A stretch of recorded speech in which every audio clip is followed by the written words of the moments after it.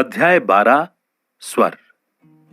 The London times के एक प्रभावशाली आलोचक ने कहा था कि अभिनय में बोलने की कला का 90% योगदान होता है।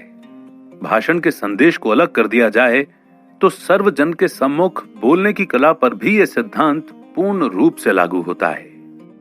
शानदार आवाज और सुर का सटीक बदलाव दर्शकों को उत्साहित करने का कार्य करती है।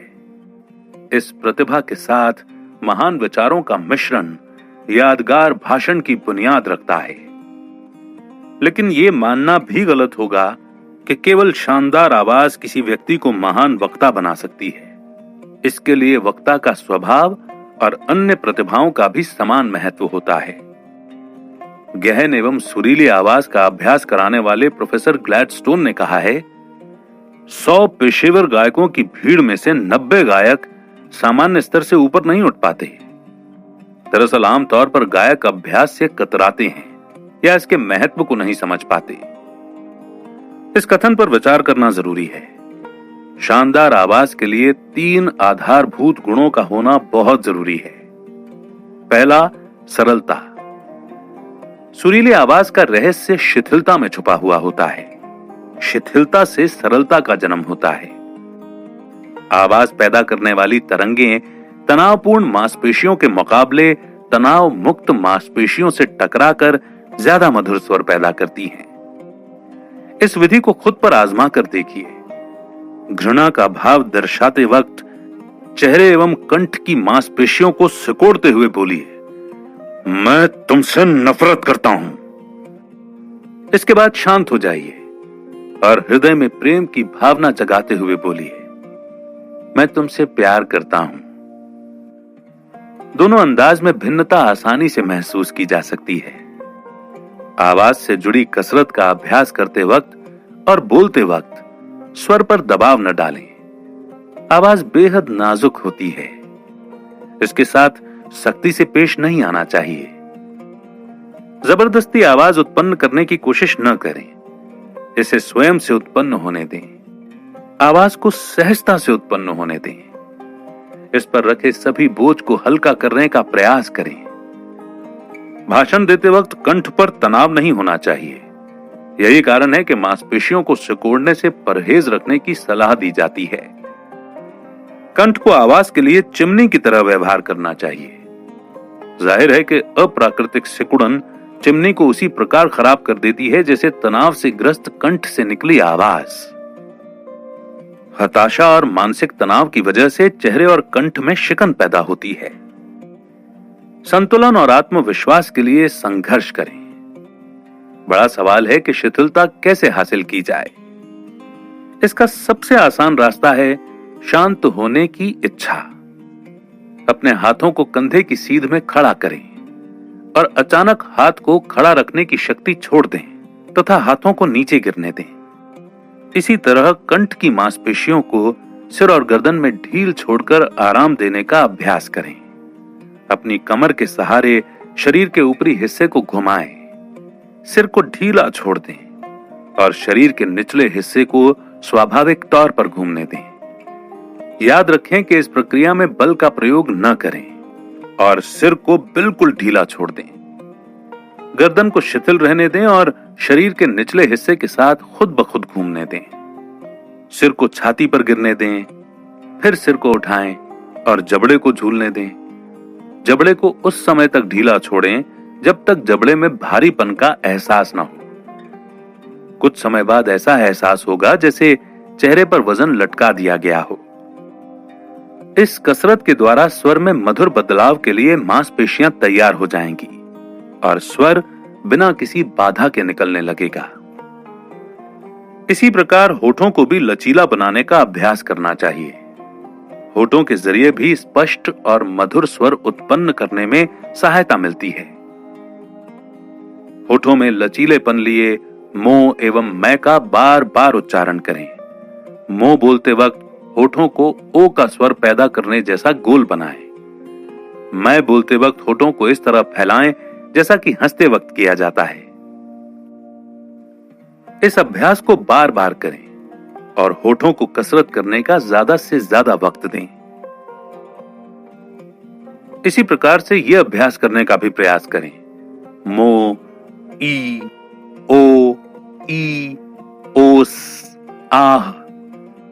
इस अभ्यास पर निपुणता हासिल करने के बाद आगे दिया अभ्यास होठों में लचक पैदा करने के लिए बहुत कारगर साबित होगा। आगे दिए गए स्वरों को याद कीजिए, भाव को नहीं, और इन स्वरों का निरंतर अभ्यास कीजिए। ए में जैसे ऐनक, ई जैसे इनाम में, यू जैसे यूक्रेन में, आ जैसे आह में, आई जैसे आइस में, औ जैसे ऑयल में, ए जैसे ऐतराज में, ई जैसे ईख में, आ जैसे आम में, ओ जैसे ओखली में, ओ जैसे ओस में, ऊ जैसे ऊंचा में, अ जैसे ऑक्सीजन में, ऊ जैसे उल्लू में, ए जैसे एक में, ई जैसे इमली में, ऊ जैसे ऊंट में, ई जैसे इसमें। इस अभ्यास को करते वक्त ध्यान रखें कि सांस भरने के बाद आवाज को गले की जगह पेट से निकाला जाए। जिस तरह कमर के बल लेटकर आसानी से सांस ली जाती है, उसी तरह सांस लेने का अभ्यास करें। अभ्यास के दौरान आपको महसूस होगा कि सांस लेने और आवाज पैदा करने की क्रिया में पेट की विशेष भूमिका होती है। यह सांस लेने की प्राकृतिक एवं सटीक प्रक्रिया है। सांस लेने की इस प्रक्रिया को धीरे धीरे आदत में शामिल करें। यकीन मानिए कि एक समय के बाद कंठ की मांसपेशियों को आराम देने का अभ्यास हो जाएगा। दूसरा है स्पष्टता। यदि कंठ की मांसपेशियां कमजोर एवं संकीर्ण हैं, स्वर निकलने का रास्ता आंशिक रूप से बंद है और मुंह आधा ही खुल पाता है, तो स्पष्ट और प्रभावशाली स्वर की कल्पना कैसे की जा सकती है? आवाज तरंगों की श्रृंखला से उत्पन्न होती है, और यदि आप अपने मुंह को कैद में तब्दील कर देंगे, जबड़े और होठों को कसकर दबाए रखेंगे, तो कंठ से स्वर निकलना बेहद मुश्किल हो जाएगा। ऐसे में यदि आवाज निकलेगी भी तो उसमें मधुरता एवं प्रभाव का अभाव होगा। बोलते वक्त मुंह को बड़ा खोलें, कंठ को तनाव मुक्त रखें और स्वर को स्वाभाविक रूप से आसानी के साथ निकलने दें। अपने मुंह को उबासी लेने की जगह बोलने के लिए खोलिए। बोलते समय स्वाभाविक रहने की कोशिश कीजिए। यदि आपके स्वर से संबंधित अंग स्वस्थ हैं, तो लगातार अभ्यास के जरिए स्वर को मधुर बनाने की कोशिश करते रहिए। सफलता जरूर मिलेगी। स्वर में कमी के कई और कारण भी हो सकते हैं। गले में सूजन या फिर नाक की हड्डी बड़ी होने की वजह से भी आवाज साफ तौर पर नहीं निकल पाती है। यदि ऐसा है तो डॉक्टर से सलाह जरूर लेनी चाहिए। स्वर पैदा करने में गले और पेट के साथ नाक की भी अहम भूमिका होती है। अतः नाक का खुला होना बेहद महत्वपूर्ण है। जैसा कि हम कहते हैं कि नाक के जरिए बोलना, दरअसल इसका मतलब हकीकत में नाक से बोलना नहीं होता, लेकिन नाक के महत्व को नजरअंदाज भी नहीं किया जा सकता। उदाहरण के लिए नाक पकड़कर बोलने की कोशिश कीजिए। स्वर में होने वाला बदलाव खुद ब खुद महसूस हो जाएगा। यदि आप नाक की हड्डी बढ़ने या फिर सूजन की शिकायत से परेशान हैं, तो निश्चिंत हो जाइए। एक छोटे से ऑपरेशन से इस समस्या से छुटकारा पाया जा सकता है। इस प्रकार भाषण देने के लिए फेफड़ों का स्वस्थ होना भी बहुत जरूरी होता है। जाहिर है कि जल्दी थकने वाला व्यक्ति अच्छा वक्ता नहीं बन सकता। तीसरा है तत्परता। गले में घुटती हुई आवाज बेहद उदास एवं अप्रभावशाली महसूस होती है।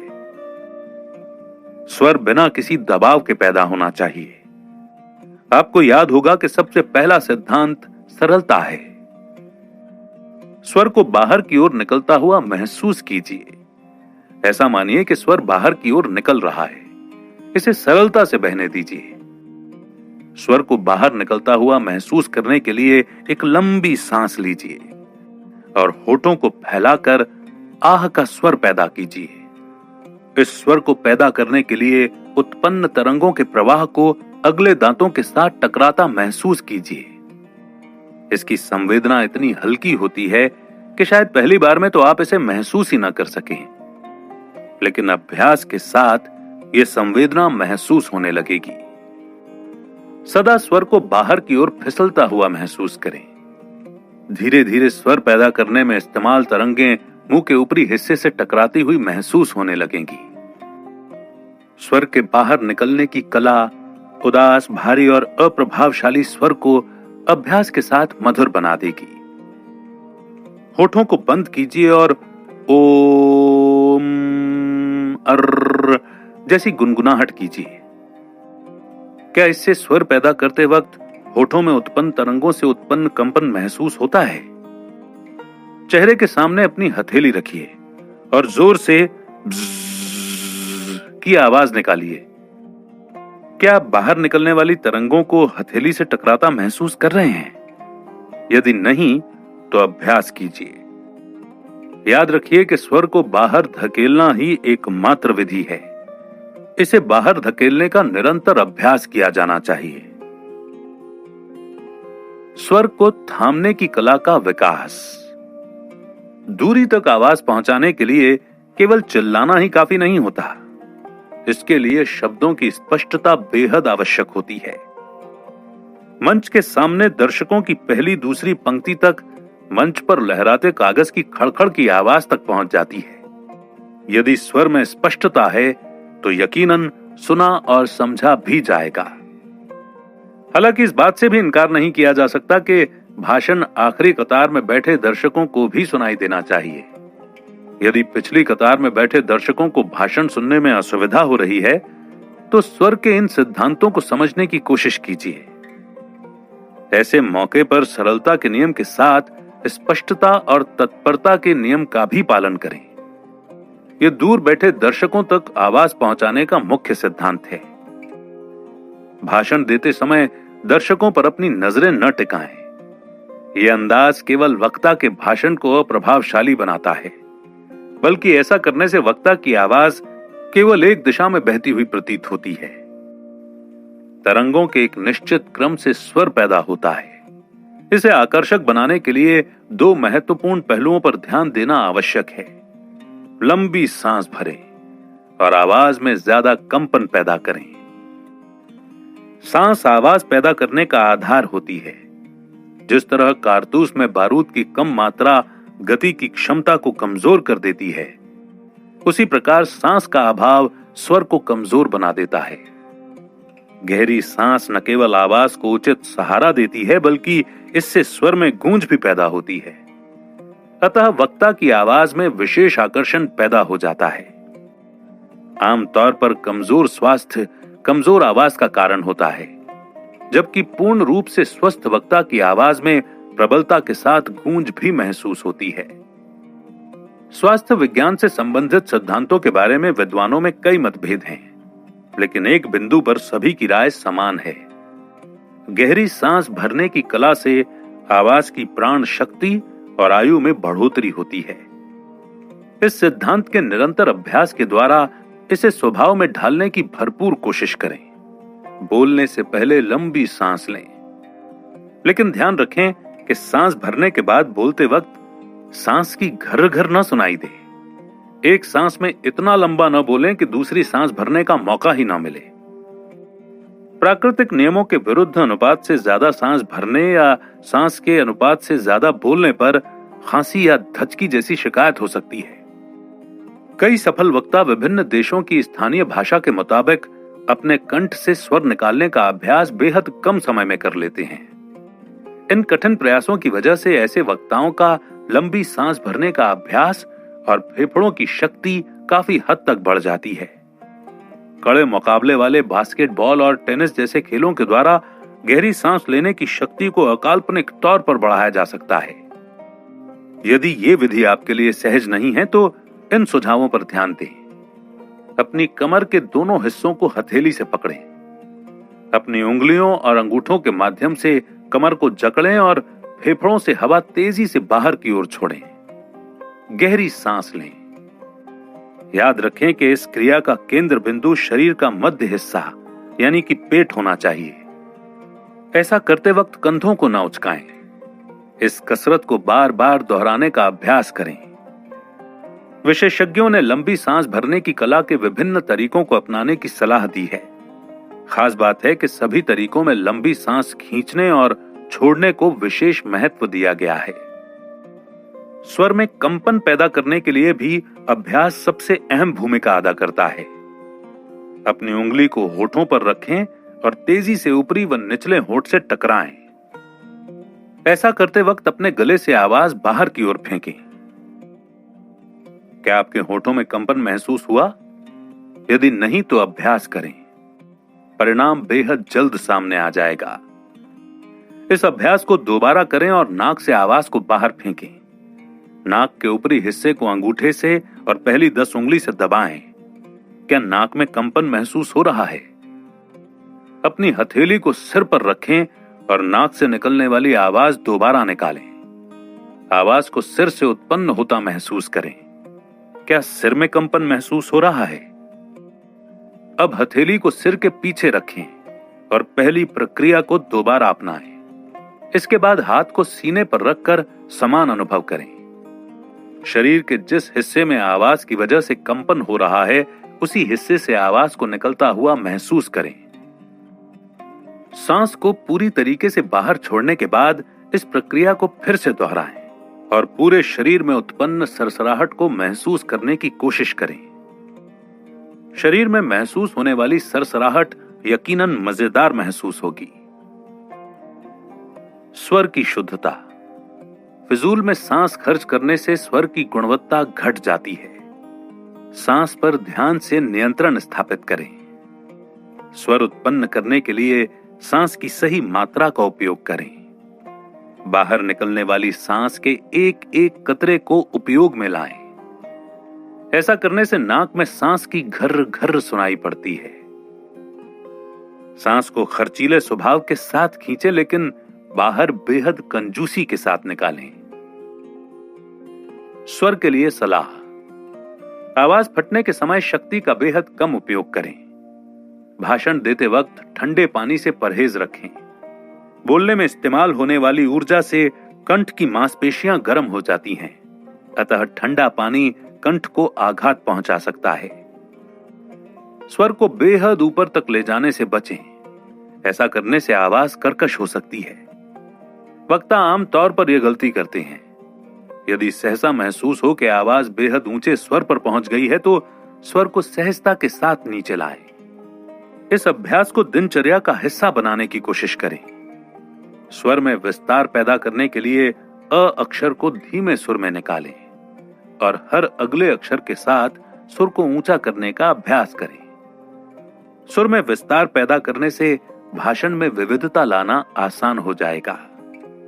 बोलते समय अपनी आवाज को सुनने की आदत न डालें। ऐसा करने के लिए बोलते समय भाव को समझने की कोशिश की वजह से भटकाव की स्थिति पैदा होगी और भाषण का प्रभाव फीका पड़ने लगेगा।